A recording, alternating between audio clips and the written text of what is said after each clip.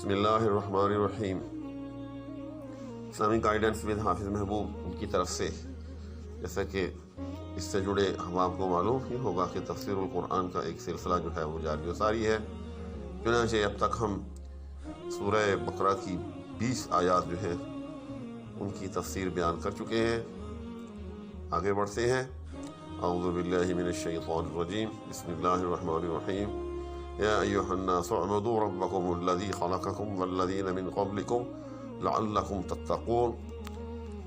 میں تفسیر کے ساتھ ساتھ جو ربط آیات ہیں میں اس پر خصوصی توجہ دوں گا، کیونکہ میں سمجھتا ہوں کہ قرآن کریم کی اعجاز کی جہاں بہت ساری وجوہ ہیں، بہت ساری جہتیں ہیں، وہاں قرآنی اعجاز کی ایک بڑی وجہ، ایک بڑی جہت جو ہے وہ اس کا ربط ہے، اور اس کی اہمیت اس لیے زیادہ ہے۔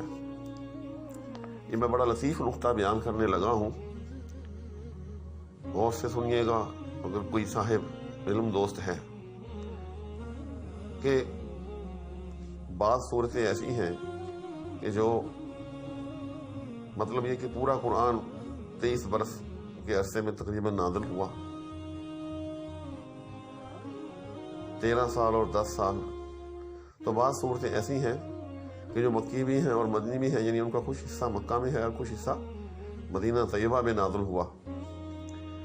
کہنا یہ چاہتا ہوں کہ ایک صورت جو ہے اس کا نزول سال ہا سال تک جاری رہا،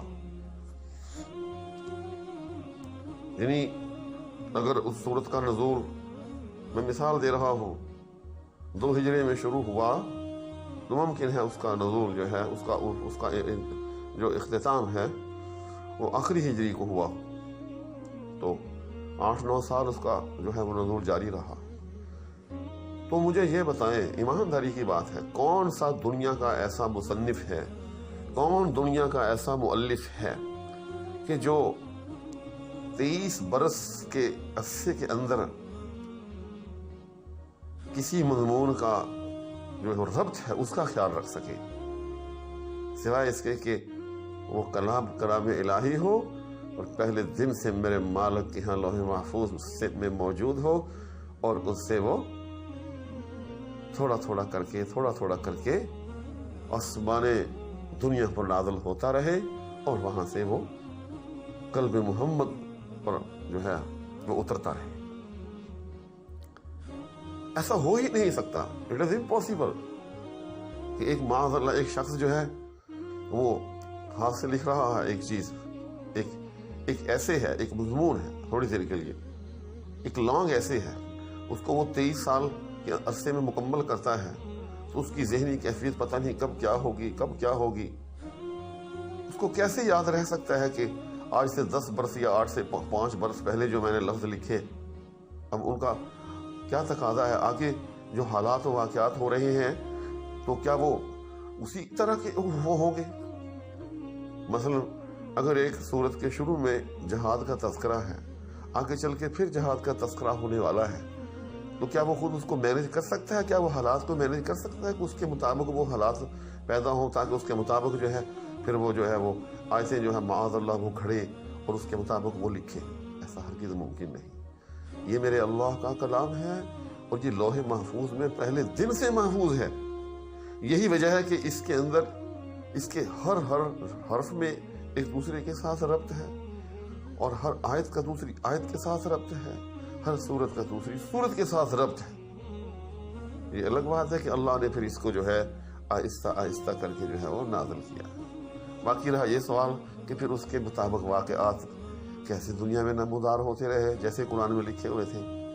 میرے بھائی وہ تو علام الغیوب ہے، اس کو تو معلوم تھا کہ 1 ہجری میں کیا ہونا ہے، 2 ہجری میں کیا ہونا ہے، 3 ہجری میں کیا ہونا ہے، 5 ہجری میں کیا ہونا ہے۔ اس نے تو اس کے مطابق اپنے علم کے مطابق، یہی تو علم الہی ہے، اس نے تو اپنے علم قدیم کے مطابق تمام واقعات کو قرآن کریم کے اندر آیات کی صورت میں جو ہے وہ اپنی صفتیں، اپنی قدرت کے جو بھی اس کے لائق تھی اس کے ساتھ اس کو جو ہے وہ لکھ دیا، کتاب مرقوم فی رق منشور۔ ٹھیک، تو اس لیے قرآن کریم کا جو ربط ہے یہ ایک بہت بڑا معجزہ ہے. اس کی یہ جو جہت ہے کہ اس کی ہر آیت کا دوسری آیت سے تعلق ہے، ہر سورت کا دوسری سورت سے تعلق ہے، یہ جو ربط ہے درمیان آیات، یہ میں سمجھتا ہوں کہ ایک بہت بڑی معجزاتی شان جو ہے اس کا غماز ہے. چنانچہ اسی پہلو سے ہم آگے جب بڑھتے ہیں تو ہمیں نظر آتا ہے کہ سورہ فاتحہ کے اندر اہدنا الصراط المستقیم یعنی ہدایت طلب کی گئی. چنانچہ پہلی آیت کے اندر ہی اللہ نے وہ ہدایت جو ہے وہ دی اور فرمایا کہ یہ پورا قرآن جو ہے ذالک الکتاب لا ریب فیہ ھدی للمتقین، کہ لیں جی پورا قرآن جو ہے آپ کے سپرد ہے اور یہ متقی اہل ایمان کے لیے ہدایت. اس کے بعد درمیان میں جن لوگوں نے ہدایت نہ مانگی، نہ اس ہدایت کی طرف توجہ دی، ان کا تذکرہ کیا کفار کا اور منافقین کا. اور میں سمجھتا ہوں تذکرہ ان کا کیا اور پختہ ہمیں کیا گیا کہ جس طرح کفار نے کفر کیا یا منافقوں نے منافقت اختیار کی، اہل ایمان تم کبھی بھی جو ہے اس قسم کی حرکت یا اس قسم کا عمل جو ہے تم نے نہیں کرنا. اب اس کے بعد پھر اب باقاعدہ طور پر وہاں ھدی للمتقین ہدایت کو ایک اجمالی طور پر بیان کیا. اب وہاں اس ہدایت کا جو جزو اعظم ہے، چونکہ ہدایت کا جزو اعظم کیا ہے؟ اللہ کی عبادت. جی ہاں، کیونکہ اللہ کی ذات جو ہے وہ محمود مطلق ہے اور ہم سب جو ہیں بندے ہیں، اس کی تخلیق ہیں، اس کی عبادت کرنے والے ہیں. تو سب سے بڑی ہدایت اس کائنات کے اندر یہی ہے کہ وما خلقت الجن والانس الا لیعبدون، کہ ہم عبادت کے لیے پیدا ہوئے ہیں، ہمیں عبادت کرنی چاہیے. تو چنانچہ اس ہدایت کا جزو اعظم جو ہے وہ بیان ہونے لگا ہے اور یہی وجہ ہے کہ پوری کائنات کو مخاطب کیا جا رہا ہے. یا ایھا الذین آمنوا کی بجائے یا ایھا الناس سے مخاطب کیا جا رہا. کیوں؟ تخلیق تو چاہے کافر بھی ہے وہ اللہ ہی کی مخلوق ہے. کھاتا کس کا ہے؟ وہ اللہ کا کھاتا ہے. پیتا کس کا ہے؟ اللہ کا پیتا ہے. دن رات جتنی چیزیں وہ دنیا میں استعمال کر رہا ہے ان کا خالق کون ہے؟ اللہ ہے. تو حق تو پھر اس کا بنتا ہے نا کہ اللہ کی عبادت کرے. یہ الگ بات ہے کہ وہ کسی وجہ سے بہک جائے. چنانچہ یہی وجہ ہے کہ اللہ نے یا ایھا الذین آمنوا کی بجائے یا ایھا الناس سے جو ہے وہ خطاب فرمایا کہ یا ایھا الناس اعبدوا ربکم، اے لوگو اللہ کی عبادت کرو. اچھا دیکھیں، جب میں آپ کو کہتا ہوں کہ دیکھو بھائی کوئی استاد ہے طالب علم کو کہے کہ بھائی پڑھ لو، اب اس کے ساتھ اس کے فوائد بھی بیان ہوتے ہیں، اس کی لاجک بھی بیان ہوتی ہے کہ پڑھنا کیوں ضروری ہے، امتحان سر پہ آ گیا ہے، یہ ہے وہ ہے.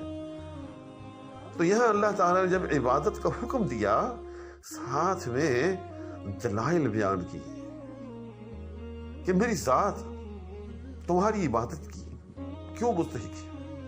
یہ جو تمہاری میں نے زمین بنائی ہے، یہ میں کیوں کہہ رہا ہوں کہ میرے علاوہ کسی اور کے آگے نہ جھکے، صرف میرے آگے ہی جھکے. تو اس کے دلائل بیان کی. جی ہاں، عبادت کے لیے کہا، عبادت کا حکم دیا، ساتھ میں دلائل بیان کیے. تو پہلی دلیل ربکم، عبادت کرو اپنے رب کی.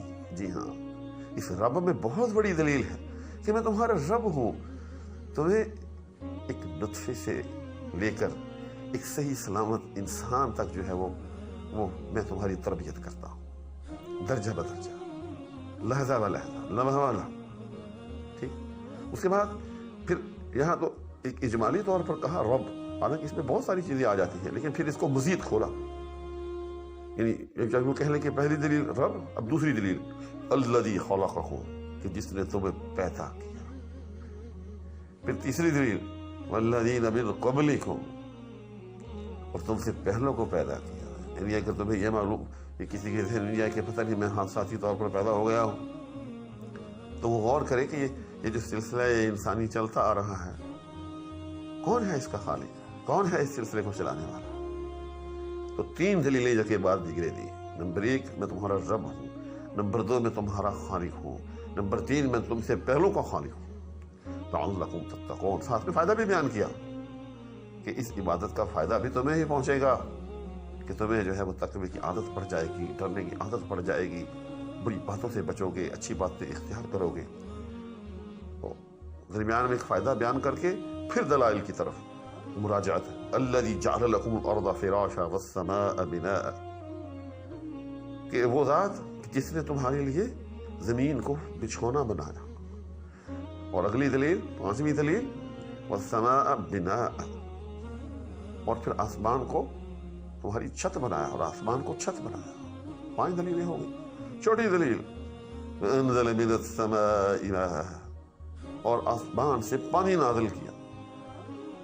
اور پھر 7ویں دلیل، فأخرج به من الثمرات رزقا لكم،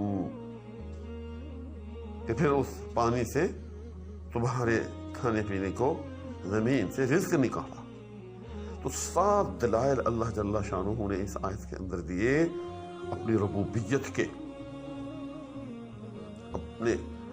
اپنے معبود ہونے کے، کہ میں تمہارا معبود ہوں. کیوں معبود ہوں؟ نمبر 1 میں تمہارا رب ہوں. نمبر 2 میں تمہارا خالق ہوں. نمبر 3 میں تم سے پہلی نسلوں کا خالق ہوں. نمبر 4 میں نے وہ زمین بچھا رکھی ہے جو تمہارے لیے فرش کا کام دیتی ہے، جس پر دن رات تم جو ہے آتے جاتے ہو، جس پر ریلیں، جس پر تم سڑکیں بناتے ہو، جس پر تم پٹڑیاں بچھاتے ہو، نہ جانے کیا کچھ کرتے ہو، عمارات بلند کرتے ہو. تمہاری تمام قسم کی ایکٹیویٹیز جو ہیں جس پر ہوتی ہیں. نمبر 5، آسمان کو تمہارے لیے چھت بنایا. جی ہاں، وہ آسمان کے جس پر چاند ہے، وہ آسمان کے جس پر سورج ہے، وہ آسمان کے جس پر ستارے ہیں، جو تمہارے لیے روشنی کا بندوبست ہے. وہ فضا ہے کہ جس میں ہوائیں چلتی ہیں، جن سے تمہاری کشتیاں چلتی ہیں، یہ بھی ظاہر ہے آسمان ہی کے ساتھ جو ہے وہ منسلک ہے. اور نمبر 6، اور آسمان سے پانی نازل کیا. جی ہاں، بارش نازل فرمائی. ذرا تصور کریں کہ اگر آسمان سے بارش نہ برسے تو زمین سے ایک جو ہے ہرا پتا جو ہے وہ بھی نہ اگے.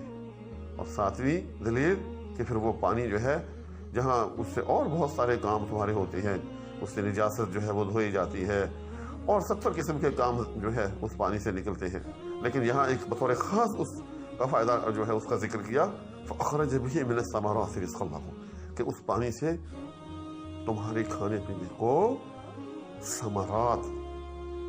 ثمرات کا ترجمہ میوے ہوتا ہے، لیکن یاد رکھیے گا کہ اس سے ہر چیز مراد ہے جو بھی زمین سے ہماری منفعت کے لیے جو ہے وہ پیدا ہوتی ہے. تو یہ 7 دلیلیں اللہ تعالیٰ نے دے کر ہمیں اپنی عبادت کی جو ہے وہ دعوت دی ہے. اچھا، یہی سے پھر یاد رکھیے گا آگے فرمایا فَلَا تَجْعَلُوا لِلَّهِ أَنْدَادًا وَأَنْتُمْ تَعْلَمُونَ، بس اللہ کا کسی کو شریک نہ ٹھہراؤ اور تم جانتے ہو. کیا مطلب یہ کہ یہ 7 دلیلیں ہیں، یہ 7 صفات ہیں، یہ 7 کام ہیں. جو یہ 7 کام کرتا ہو، رب وہ ہے، معبود وہ ہے، تمہاری بندگی کا مستحق وہ ہے. وہ ہے میرے علاوہ جو ان کاموں میں سے ایک بھی کام کرتا ہو؟ جب کوئی ایسا ہے نہیں کہ جو تمہارا خالق ہو، تم سے پہلوں کا خالق ہو، تمہارا رب ہو، زمین بنانے والا ہو، آسمان کو چھت بنانے والا ہو، آسمان سے بارش برسانے والا ہو، یا پھر اس بارش سے زمین سے طرح طرح کی میوجات اگانے والا ہو. جب اور کوئی نہیں ہے تو پھر رب بھی تمہارا اور کوئی نہیں، پھر تمہاری بندگی کا مستحق بھی اور کوئی نہیں ہے. لہذا اللہ کا پھر کسی کو شریک بھی مت ٹھہراؤ. وَأَنْتُمْ تَعْلَمُونَ، یعنی تم جانتے ہو، دیکھ رہے ہو اپنی کھلی آنکھوں سے کہ یہ سارے کے سارے کام کون کر رہا ہے. کیا کوئی میرے سوا ہے جو تمہیں پیدا کر رہا ہو؟ کوئی میرے سوا ہے جو زمین سے یہ فصلیں جو ہے وہ اگا رہا ہو؟ یعنی تمہارے علم میں ہے یہ سارے کے سارے حقائق. تو یہ بڑی خوبصورت آیت ہے. میرا ارادہ تو تھا کہ میں آگے اور بھی جو ہے تشریح تفسیر بیان کروں، لیکن میں سمجھتا ہوں کہ اس نشست میں اتنا کافی ہے. اس التماس کے ساتھ کے چینل کو سبسکرائب کر لیں اور بیل آئیکن کو ضرور دبا لیں تاکہ آپ تک نوٹیفیکیشن جو ہے پہنچتے رہیں. اور اس دعا کے ساتھ کہ اللہ مجھے، آپ کو، سب کو اپنے حفظ و امان میں رکھے. السلام علیکم ورحمۃ اللہ وبرکاتہ.